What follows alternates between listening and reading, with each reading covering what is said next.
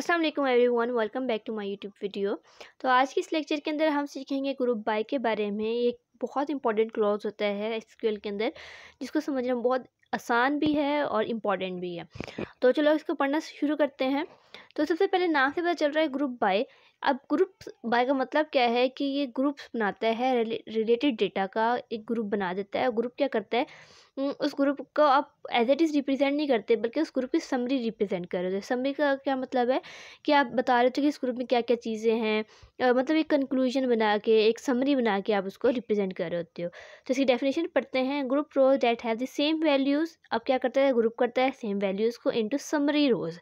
किस में चेंज करता है, एक समरी बना कर दे देता है, उस ग्रुप की समरी प्रेजेंट करता है। ठीक है, यहाँ पर लिखा हुआ है it collect data from multiple records and group the result by one और मोर के कॉलम्स। अब क्या है, हमारा डेटा कहाँ से कलेक्ट होता है, मल्टीपल रिकॉर्ड से, काफ़ी सारी जगहों से डेटा कलेक्ट किया जाता है, उसका ग्रुप बनाया जाता है। और जब उसको रिप्रेजेंट करना हो तो उसका आउटपुट किस में मिलता है, हमें कॉलम्स में मिलता है। वो एक कॉलम भी हो सकते हैं या वो 2 से 3 कॉलम भी हो सकते हैं। ठीक है, आई होप सो ये बात समझ आई होगी आपको, वरना हम एग्जाम्पल से और मज़ीद क्लियर कर लेंगे इसको। उसके बाद यहाँ पर एक और लाइन लिखी हुई है, जनरली वो यूज़ सम एग्रीगेशन फंक्शंस। अब हमने बात की थी समरी की बनाने की, और समरी बनती किससे है, एग्रीगेशन फंक्शन से। एग्रीगेशन फंक्शंस ये हैं, 5 एग्रीगेशन फंक्शंस हैं हमारे पास, जो मैं पिछली वीडियो में डिस्कस किए थे। अगर आपको इसके बारे में नहीं नॉलेज तो आप पिछली वीडियो प्रेफर कर सकते हैं, उसको देखें और आपको समझ आ जाएगी कि एग्रीगेशन फंक्शन किस तरह से काम करते हैं। ठीक है, तो क्या है, हम सब एग्रीगेशन फंक्शंस को यूज़ कर रहे होते हैं ग्रुप बाय क्लॉज में, क्योंकि हमने समरी बनानी होती है। ग्रुप्स की समरी बनाने के लिए एग्रीगेशन फंक्शंस का यूज़ किया जाता है। आई होप सो यहाँ तक आपको बात क्लियर हो गई होगी। तो अब चलते हैं एग्जाम्पल से इसको समझते हैं।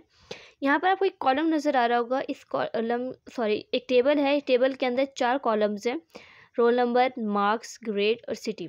ठीक है, अब क्या है, मैंने ग्रुप बनाने हैं। पहले जब भी हमने ग्रुपिंग करनी होगी, ग्रुप बाय क्लॉज का यूज़ करना होगा, तो हमें एक बात बतानी होगी कि हमने किस बेसिस के ऊपर ग्रुप्स बनाने हैं। हो सकता है मुझे ग्रेड की बेसिस पे ग्रुप बनाने हो, जैसे मुझे चेक करने के ए ग्रेड के सारे स्टूडेंट का ग्रुप बन जाए, ए ग्रेड बी ग्रेड जितने स्टूडेंट्स का है उनका एक ग्रुप बन जाए, सी ग्रेड जितने स्टूडेंट्स का उनका एक ग्रुप बन जाए। ठीक है, फिर मैं सिटी की बेस पे ग्रुप बनाना चाहती हूँ कि जितने स्टूडेंट लाहौर के हैं उनका अलग ग्रुप बन जाए, जितने स्टूडेंट कराची के हैं उनका अलग ग्रुप बन जाए। तो बेसिकली कहना क्या चाह रहे हैं कि हमें जब भी ग्रुपिंग करनी है तो हमें एक कॉलम को बेस बना लेना है, जिस बेस के ऊपर हमने ग्रुपिंग करनी है। ठीक है, तो ये बात बहुत इंपॉर्टेंट है कि हमने बेसिस बनानी है, बेस बनानी है, जिसके ऊपर हमने ग्रुपिंग करनी होगी, जिसकी बेस पर। ठीक है, आई होप सो यहाँ तक आपको बात क्लियर हो गई होगी कि हम क्या बात समझाना चाह रही हूँ। तो यहाँ पर अगला टेबल आप देख रहे होंगे, इसके अंदर क्या है, एक मिनट, इसके अंदर क्या है कि मैंने ग्रुप्स बना लिए हैं सिटी की बेस पर। तो हमारी बेस क्या है, सिटी है, जिसकी बेस पर हमने ग्रुप बनाया है। तो यहाँ पर क्या है, सबसे पहले लिखा हुआ है लाहौर। लाहौर के स्टूडेंट्स के सारे रोल नंबर, मार्क्स और ग्रेड मुझे एक ग्रुप में मिल गई है। ठीक है, उसके बाद क्या है, कराची। कराची के जितने स्टूडेंट थे उनका रोल नंबर, मार्क्स और ग्रेड, मतलब कि हमारे पास टेबल में जितना डेटा था उनका एक ग्रुप बना के मिल गया मुझे। मुल्तान सिटी का भी इसी तरह से। तो क्या है, इस तरह से हमारे ग्रुप्स बन गए हैं।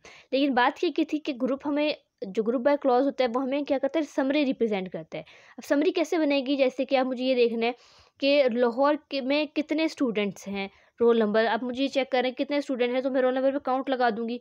काउंट का काम क्या था कि चेक करना, नंबरिंग के चेक करना। तो इसी तरह से हम इनके ऊपर जब एग्रीगेशन फंक्शंस को अप्लाई करेंगे तो वो क्या करेंगे, हमें समरी प्रोवाइड करेंगे।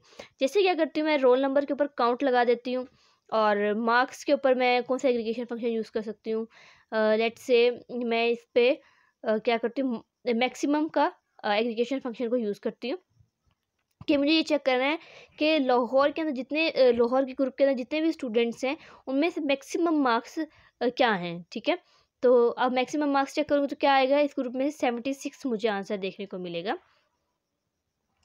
उसके बाद क्या कर सकते हैं, हम ग्रेड के ऊपर कौन सा एग्रीगेशन फंक्शन का यूज़ कर सकते हैं। लेट्स से अगर इस पे भी हम ऐसे करते काउंट लगा देते हैं। काउंट लिखना मुझे लग रहा है बेटर नहीं है, क्योंकि काउंट तो हमें पहले भी मार्क्स, रोल नंबर पहले से मिल रहा है।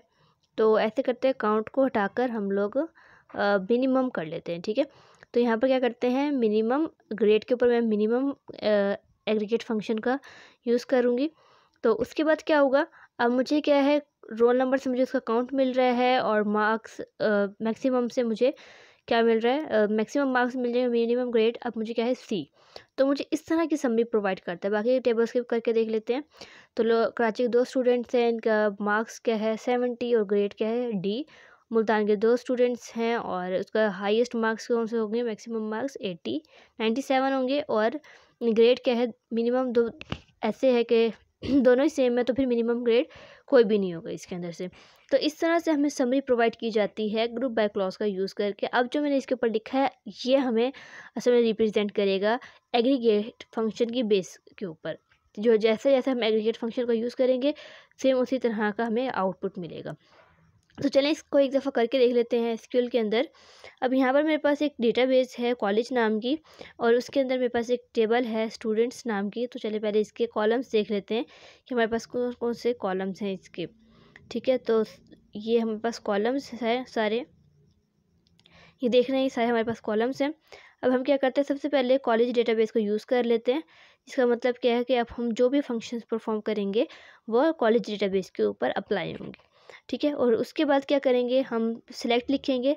तो अब जो मैंने बेस डिसाइड किया है मुझे वो बेस सिलेक्ट में लाजमी लिखनी है। लेट्स से यहाँ पर मैं सिटी की बेस पर अगर मैं करती हूँ तो मैं लिखूँगी सिटी, और उसके बाद जितने भी कॉलम्स के ऊपर मुझे एग्रीगेट फंक्शंस अप्लाई करने हैं, जैसे मैं यहाँ पर लिख देती हूँ ईमेल के ऊपर मैं एग्रीगेट फंक्शन अप्लाई कर देती हूँ। और उसके बाद क्या करेंगे, एज के ऊपर एक एग्रीगेट फंक्शन अप्लाई कर देते हैं।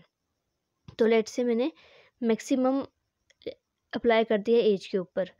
सो अब क्या करेंगे, फ्रॉम ग्रुप बाय सिटी और फ्रॉम क्या करेंगे, कौन सा टेबल है, स्टूडेंट्स नाम की टेबल है। तो ये इस तरह से इसका सिंटैक्स है, हम इसको लिख देंगे और इसको जब रन करेंगे, सेलेक्ट करके रन करेंगे तो हमें वही आउटपुट मिलेगा जिसकी हमने क्यूरी लिखी है। तो ये हमारा आउटपुट है, इस तरह से हमें आउटपुट देखने को मिल रहा है। तो आई होप सो आपको ये बात समझ आई होगी कि किस तरह से हमारा आउटपुट आ रहा है और ये किस तरह से एग्रीगेट फंक्शन काम कर रहे हैं और ग्रुप बाय क्लॉज वर्क कर रहा है। आई होप ये वीडियो आपके लिए बहुत मीनिंगफुल होगी। अगर वीडियो समझ आई है, पसंद आए तो वीडियो को लाजमी लाइक कर दें, चैनल को सब्सक्राइब कर दें।